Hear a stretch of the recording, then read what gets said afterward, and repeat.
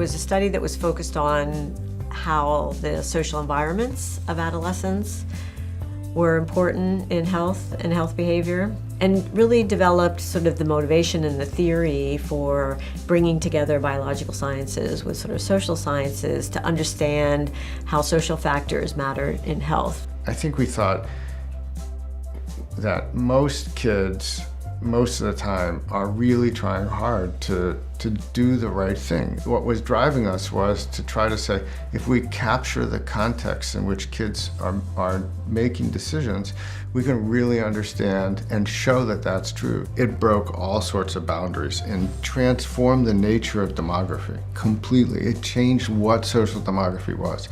And it's because non-social demographers were involved in designing it. It was designed from the beginning to encapsulate what's called a life course perspective, and that is the notion that individuals are living their lives. Each step is influencing the next step, and we're starting to see the importance of that perspective, for example, in the obesity epidemic. And the obesity epidemic is something that it was never designed to study, and it's a phenomenal resource for that. What's made this study so incredible is what Kathy's done at Waves 4 and 5. Because for the first time ever, we're actually going to be able to see the adolescent or young adult antecedents of adult health. Oh, it's incredible. So now that it's in its fifth wave, she's built something that will last forever. These 3,000 publications have come out in 600 different disciplinary journals.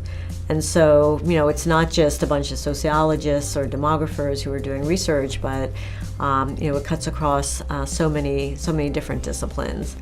The universities are where a lot of the innovation is happening. This is a unique place that has always fostered innovative collaborations and teamwork. It did so way before its time, and it does so now.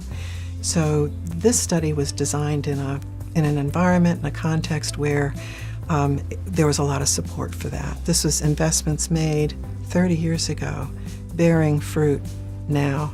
I mean, we're hoping AdHealth will become an aging study, and it'll be the only aging study that begins in early adolescence and should continue and tell us a lot about the aging process and what matters, especially early on in life.